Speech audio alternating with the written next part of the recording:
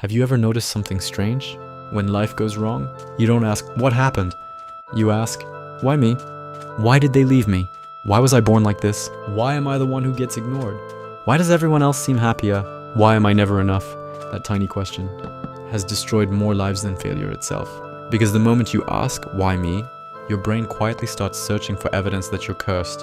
It remembers every rejection, every embarrassment, every person who chose someone else, every dream that didn't work.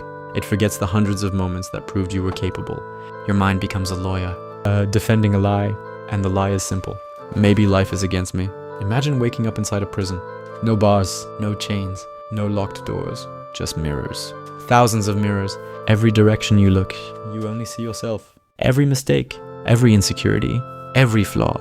Eventually, you stop seeing the world. You only see your own pain. That's exactly what overthinking does. It traps you inside your own head. The world keeps moving, but you're busy arguing with memories that don't even exist anymore. Someone didn't text back. Now your brain writes an entire movie. They hate me. I'm boring. I'm replaceable. Funny thing is, you're probably just asleep. The biggest lie pain ever tells you is this. You're the only one. You're not almost everyone you admire. Once looked into a mirror and whispered, why me? The difference is that some people stayed there, others walked away. And that's where our story begins. Here's something nobody tells you. From the day you're born, someone starts handing you invisible scorecards. Marks, ranks, followers, money, looks, relationships, success. Without realizing it, you begin living on a scoreboard that was never yours. A kid gets praised for being smarter. You wonder if you're stupid. Someone is more attractive. You wonder if you're ugly. Your friend gets into a relationship. You suddenly feel left behind. Someone your age buys a car, and now your room feels smaller. Nothing in your life actually changed, but everything inside your mind did. Comparison doesn't just steal happiness. It rewrites reality. The dangerous part?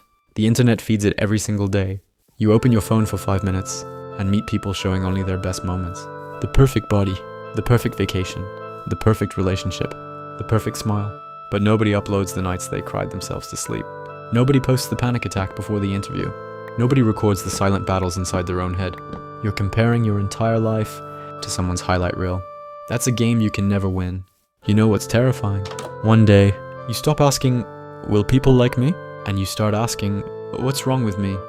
That single shift changes everything. Because from that moment, you don't walk into a room anymore. You walk into a courtroom. Every glance becomes evidence. Someone laughs. They're laughing at me. Someone doesn't reply. They're tired of me. Someone is happier than you. I'll never be enough. Nobody ever said those words. Your own mind did. And slowly, your mind becomes the loudest bully you've ever met. The cruel part? It sounds exactly like you. It remembers every awkward conversation, but forgets the 100 normal ones. It remembers every rejection, but erases every compliment. It remembers every failure and convinces you that's your entire identity. That's why pain feels so convincing. Because your brain isn't trying to make you happy, it's trying to make you safe. If it expects rejection, then rejection can't surprise you. If it expects failure, failure hurts a little less. So without realizing it, you begin preparing for a life you don't even want. You stop texting first. You stop trying. You stop believing. Not because you can't, but because disappointment feels familiar. And humans become addicted to what's familiar, even if it destroys them. Think about that. How many opportunities have you buried before they even had the chance to reject you? How many friendships died because you convinced yourself they didn't care? How many dreams are sitting in a graveyard called maybe next year? Life didn't steal those from you. Fear did. Then one day, you open Instagram. Someone is smiling. Someone got engaged. Someone bought a new car. Someone built the body you wanted. Someone achieved your dream. And suddenly, your room becomes silent.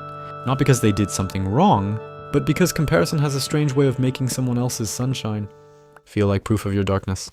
You don't even realize you've stopped living your own story. You've become an audience, watching everyone else's. And audiences don't write endings. They only watch them. Imagine carrying a backpack. Every rejection, a stone. Every betrayal, another stone. Every insult, another stone. Every failure, another. At first, it's light. You barely notice it. Years pass. Now you're exhausted. Not because life became heavier, but because you've never put the backpack down. Then someone gives you one more disappointment. You collapse. People look at that final stone and say, that's why he broke. No, he broke because he'd been carrying a mountain for years. That's what happens when you never heal. Pain doesn't disappear. It accumulates, layer after layer, until one ordinary Tuesday, becomes the day you can't take it anymore. And then you ask the question, why me? But maybe that's the wrong question, because why me assumes life singled you out. See you in the next one.